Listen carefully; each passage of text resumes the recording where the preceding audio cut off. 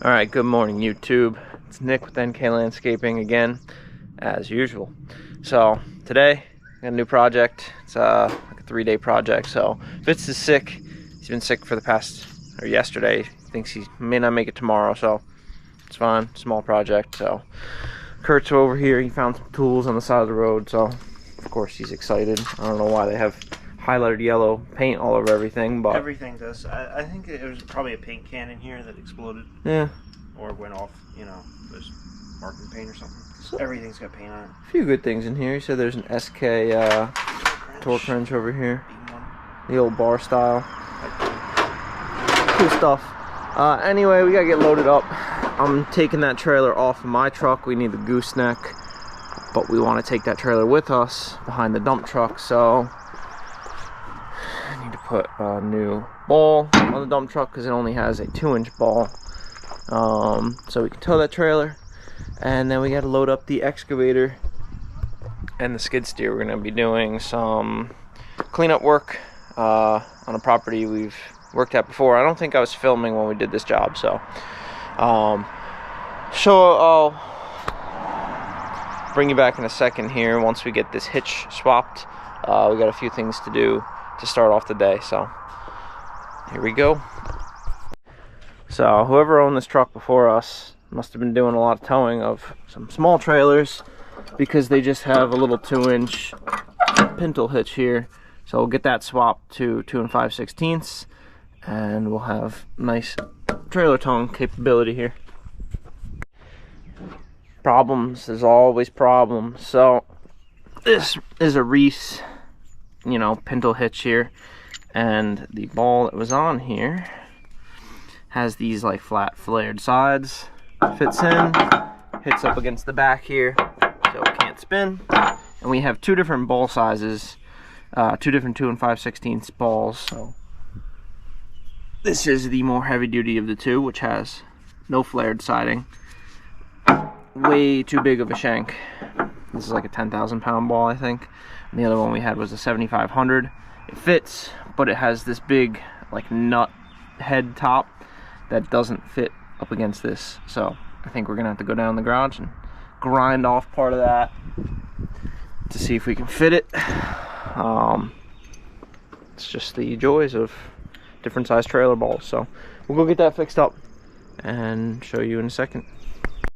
Installed. So this doesn't work. The pintle doesn't work anymore. It doesn't click in. We don't own any pintle equipment, so it's not a big deal, but we are going to replace this. This is nothing about this is right, but we need to tow this trailer today, and we'll stop at the store and we'll pick up a new either a new ball, or maybe just replace that pintle with the actual 2-inch receiver. I personally don't like pintles. They tow like crap unless you're towing something big and heavy. It just doesn't make sense. So today only we'll get that replaced, but we got to dump this load of tailings. I've been screening some dirt here, but we'll get this dumped. We'll go hook up the trailer, and the other trailer, it's probably a good thing Fitch didn't show up today, because there's a lot going on before we can even get moving on this job. So I'm hooking up the gooseneck here, and I just realized I don't have half my chains and binders because they're in the dump trailer. And then I get a phone call from Kurt, and he said mission failure. So I was concerned about this yesterday, but the dump bed overhangs the hitch by a bit, and the tongue on the trailer is not very long, so you're not able to lower the jack for the trailer. So Kurt's going to get the Chevy and my binders. Bye-bye. So remember how I said it was probably a good thing that Fitz didn't show up today? Mobilization days are some of the most stressful for me, because in most cases nothing ever seems to go as planned. There's so much you have to do to get these machines on site. So in this case we have 3 buckets for the excavator plus a ripper, the skid steer, Then you got to hook everything up and tie it down. We're bringing the construction trailer because we're going to be doing some railroad ties. We need saws and rakes and everything. We're trying to start bringing that construction trailer to every site this year, just because it's like you can't forget anything. It's in the trailer. You know, there's no questioning whether or not you're going to have a tool. So it's been a learning curve throughout my whole life, trying to figure out logistics of equipment moving, and especially with moving into the new house and now converting this kind of to home base for the business.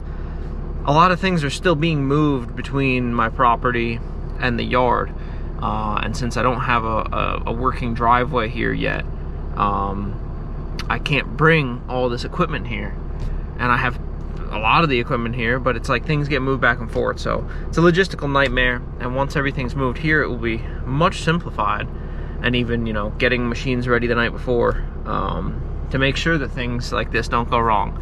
But it is what it is. So Kurt's running back to swap trucks, grabbing my chains and binders. I'm gonna get the machines loaded up, and then we'll go from there.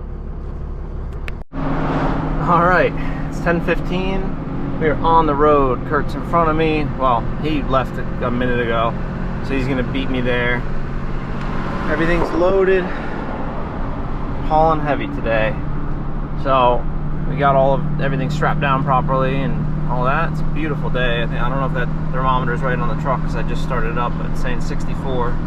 So let's get on the way to the job. It's actually right by our yard, so nice and local. I'll see you over there.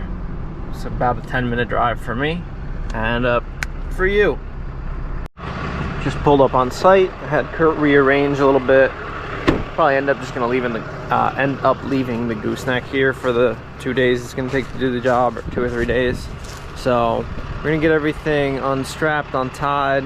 That trailer is probably gonna end up going down in the driveway, but I'll walk you down there in a little bit and show you what's going on and some of the work that we've done here prior. So let's talk about the project, but first I want to show you what we did. So it was either 1 or 2 years ago we installed all of this.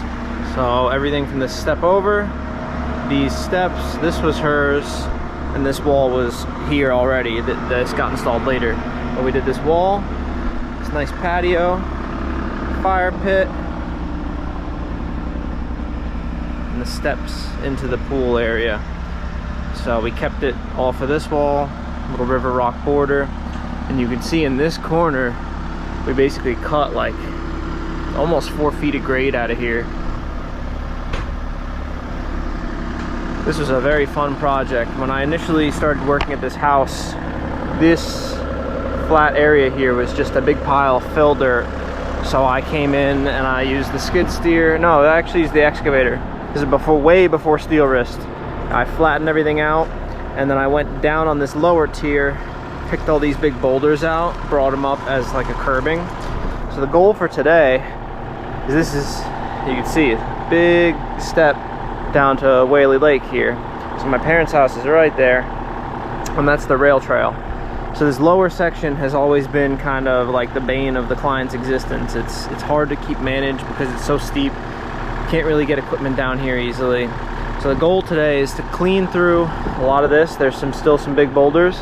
We're gonna pile up at the foot of this hill, clean that up, get it all prepped, and we're gonna plant wildflowers. So she bought some wildflowers. We're gonna plant those and kind of transform that area. Now, a big thing about this property is access is tight. So when we built this, we kept in mind that machinery is gonna be coming in here again. So we left enough of a gap there. It's real tight for the skid steer. And then off the deck, we had to push some fill out here, and the hill ends here. So we have just enough room to sneak the machines down this. It's super skinny. But we're gonna take care of this first, and then up this length of hill, we're gonna kind of install some railroad tie, like almost like drainage bars. We're gonna kind of treat them as steps, but they're gonna be not in a step fashion. You'll have to see when we do it. It's hard to explain, but we're gonna get the machines down there. I gotta get everything greased, and then we'll get to work. So I'm curious if you can get a better scale now. Kurt is way up there. by no means is this an easy hill to navigate, but this stuff, it's like a little forest down here. But you can see what we're dealing with. It's quite the hill, and down here it's just so ugly. So we'll see what we can do. Walking up this is fun, but this is going to be kind of like step, slight uphill grade, step, slight uphill grade. It's going to be more just to level out the walk up a little bit, but quite the hike.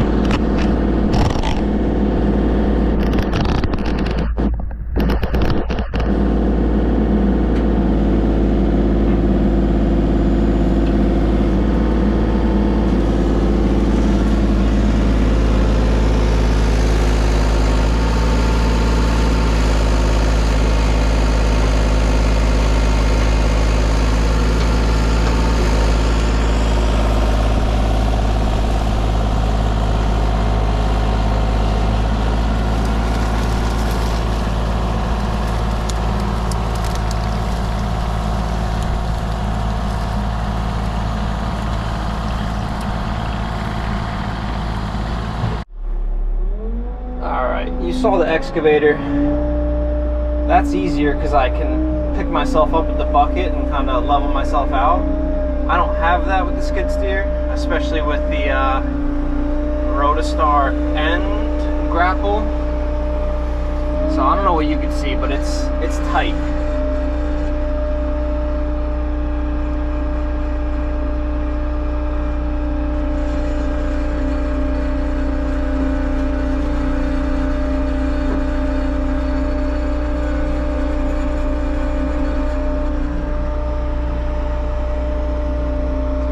Skid steers, you have like zero visibility, and the Bobcat actually has pretty good visibility for a skid steer.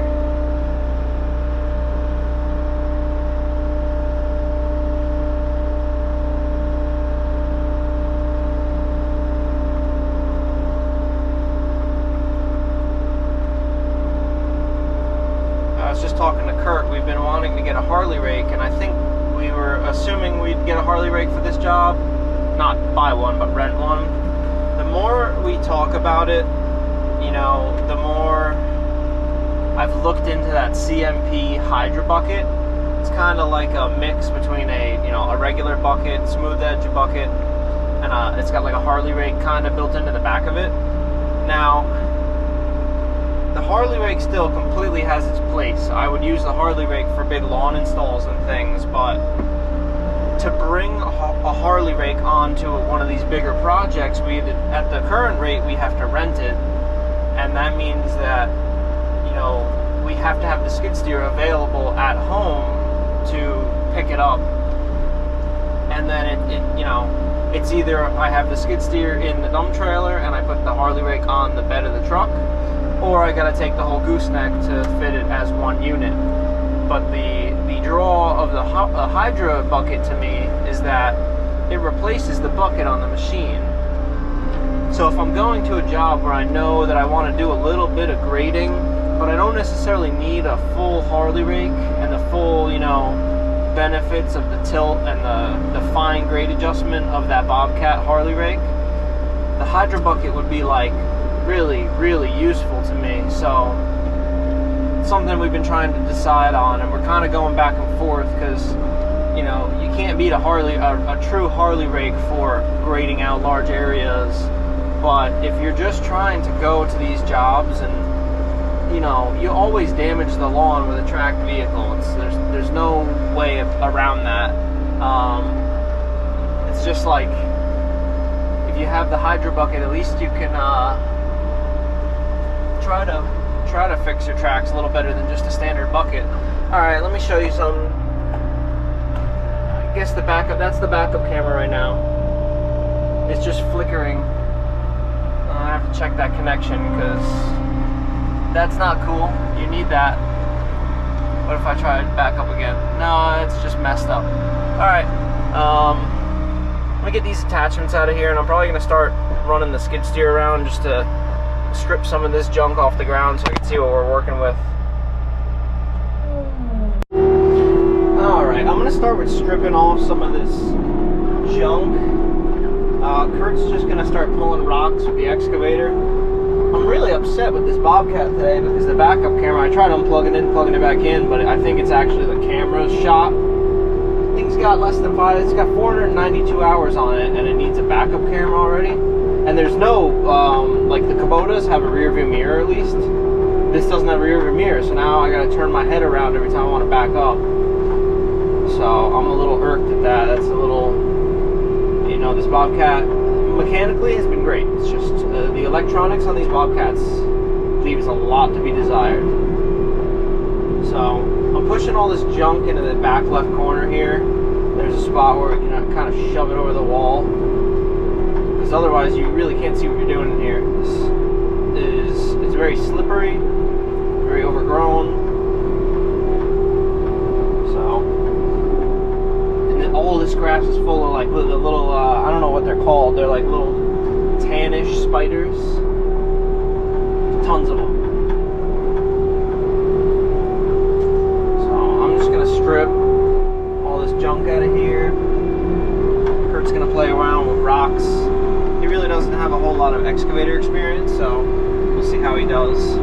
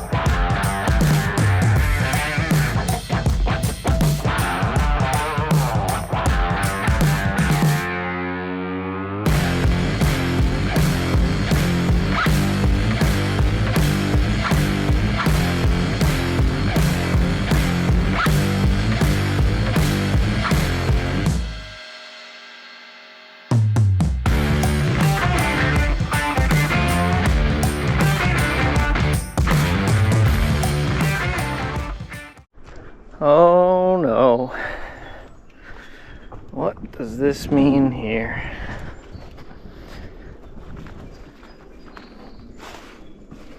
Fitz did a bad thing. Oh yeah, the ghost of Fitz.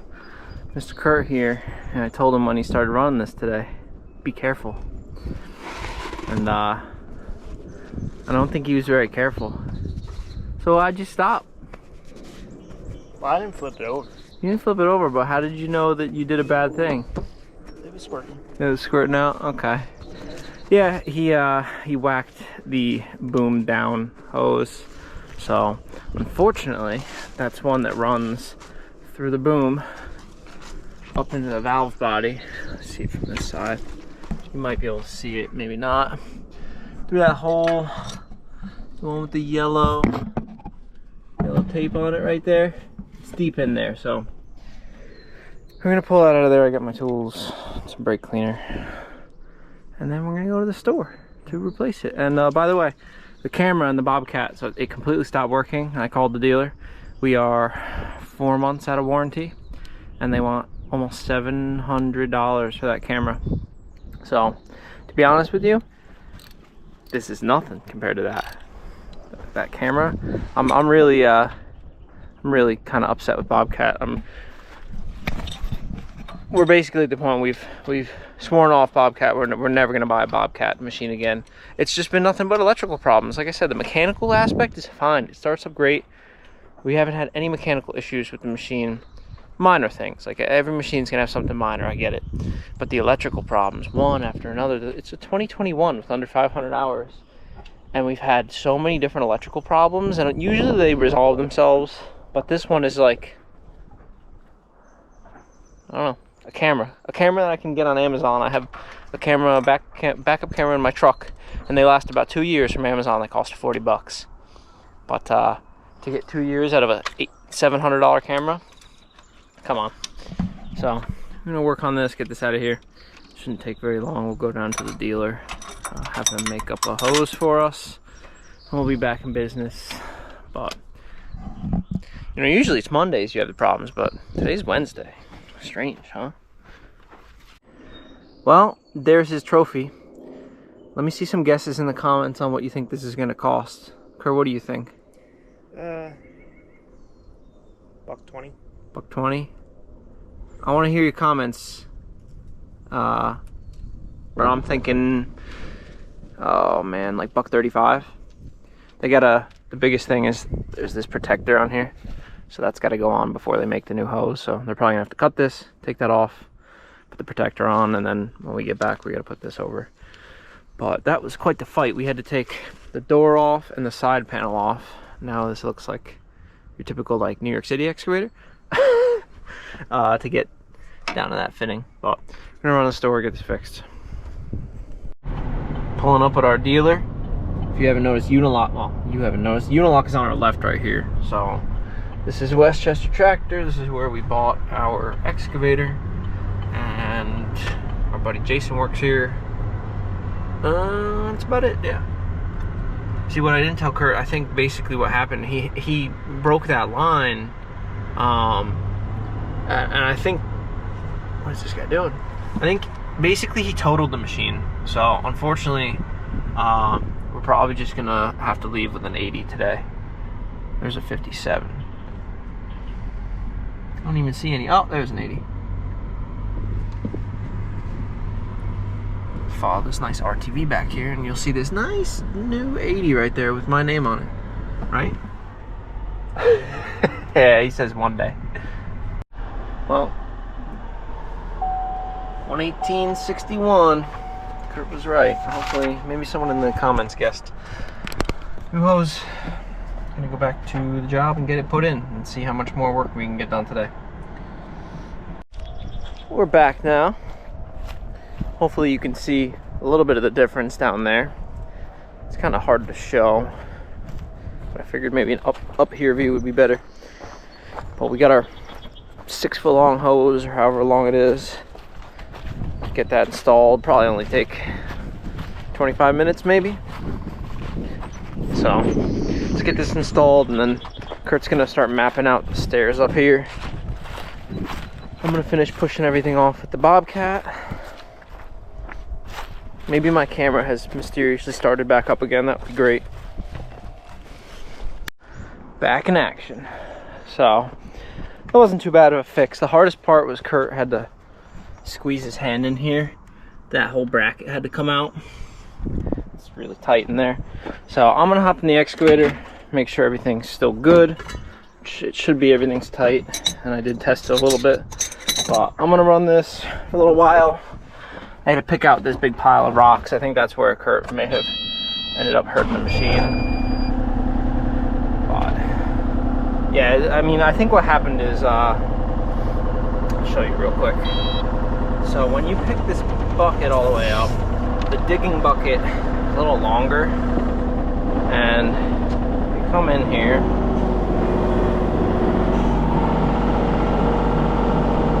I think that's what happened is that hose right there got pinched between the hydraulic cylinder or something. This bucket's so long, you know, that can happen, so just gotta be careful. So, all right, let me get back to work. I'll try to film it, and we gotta be out of here in a little while. I gotta go. Me and Kurt have to try on suits for my wedding, so let's get to work.